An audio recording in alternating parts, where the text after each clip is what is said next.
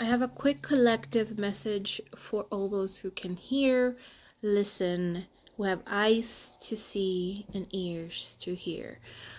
The collective message is about how can we move individually at an individual level. How can we move, what can we do individually to move forward the collective into a better future? There's everything is so grim right now. People aren't sure how things are going to go. They aren't sure, things aren't looking so good, right? The way things are being presented to us, the way that the reality is being presented to us. Like, for those of us who know, we are shifting timelines so much, quantum leaping. There's been so many shifting of timelines again and again and again and again, and it's kind of confusing for all of us. It's a little bit and it's heavy, for those who are sensitive in nature. It's heavy, and even if you're not sensitive in nature, you can feel it, and it's something that's intense, and it's an energy that even if you are separating yourself from the energy and trying to preserve your own energy, it is intense. You can still feel it regardless. It doesn't matter how much you try not to. You're gonna feel it because you're part of the collective. And that's this is like a full circle to what the message is that it's a remembering that we are part of a collective, the remembering that we are part of the earth, that the earth, when the earth feels things, okay, because the earth is an entity in itself, okay, the earth itself, like the earth, the world, or the globe. The earth is an entity in itself. When it feels, when I would perceive the earth as like a mother energy, okay, that energy. When it feels everywhere. The metaphor that I'm getting is like, let's say there's an earthquake in your region, right? There's an earthquake down that way, right? You don't feel it, right? Because it's like it's in your region, but it's down that way. Maybe like 100 miles from you, and so you don't really feel it. Maybe you may have felt a little bit of it, but you don't really feel it, and it didn't really affect you. But no, the person that was in the epicenters, the people that were in the epicenter of that earthquake, maybe they felt it really jolt them, and maybe things fell. Maybe they even got into a crash, And so you think to yourself, well, it doesn't really matter, because even though I know it's there and it happened, and it maybe I kind of felt a little bit of a tremble, I didn't get, I didn't get affected. It didn't matter to me. So like, yeah. But the whole gist of this analogy and metaphor is that it happened. It's real. Whether you are 100 miles from the epicenter of what happened, it still happened in your world. Yeah, you didn't get affected, but you may have known someone who has. Or even if you don't know those people who got affected, they were in your region, right? And even if they weren't in your region, it happened. It's real. You cannot pretend away a reality. And so this is where the construct of like, so in the spiritual community, there is a lot of talk about like focus, putting your focus on what you really want to manifest, and like not focusing so much on the negative, not allowing the energy to consume you.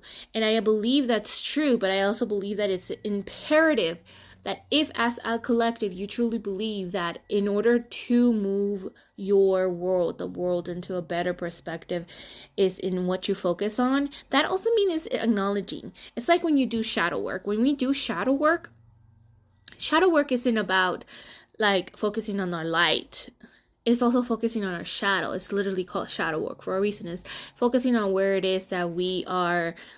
In layman's term, you got to check yourself before you wreck yourself. Where is it that you're wrecking yourself? What is it about yourself that it hasn't been in check? That's shadow work. Essentially, it's like looking at all your bullshit and not pretending that you don't have bullshit, not pretending that maybe there's certain aspects of your personality or certain aspects of your choices, your perspective that contribute to the bullshit. And so this is where, as a collective, in order for us to move forward and genuinely be in that space, we have to also look at the bullshit of the world, the bullshit of our collective, whole collective, and how there is bullshit there. And it's not to say that we have to actually try to tell somebody else, because that then we're working in the space of appeasing our ego or appeasing self-righteousness.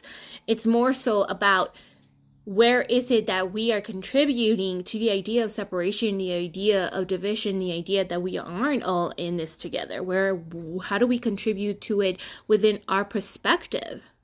Because it's all about the perspective that we have, though, what we say, because within our perspectives and our thoughts create our voices, and our voices create our realities, meaning we often take action based on our thoughts.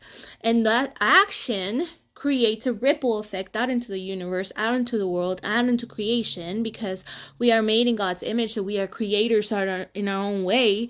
And if our words are speaking hate, or are speaking judgment, or trying to just focus on trying to change someone's mind, right, then that in itself is contributing to the division by spewing that, by saying I know better than you because I am better, because I rise above the bullshit, I rise above the reality of the shit that people are going through, or I rise above the disdain, I rise above the reality, the truth that is being presented to you. The veils are very, very, very thin. If anything, there's no veil on anymore. And we're choosing to grab the veil back. Hey, wait a second. I don't want to see that. I don't really want to see that. That is the point.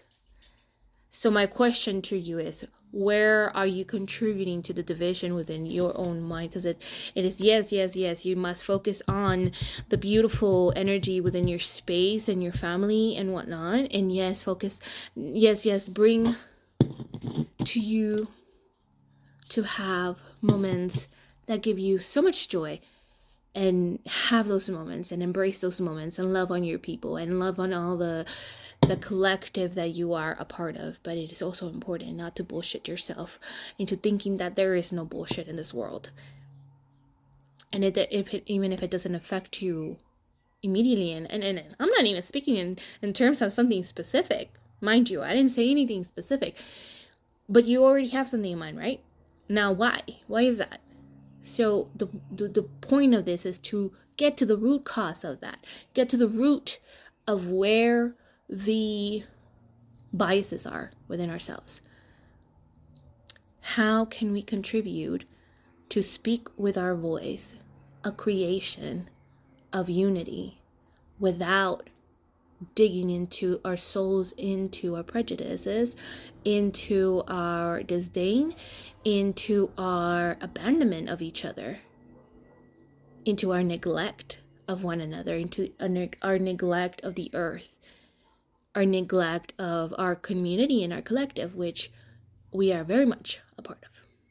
So I hope this comes to you in a sort of way that you can receive. 333, it is an important number, 3300.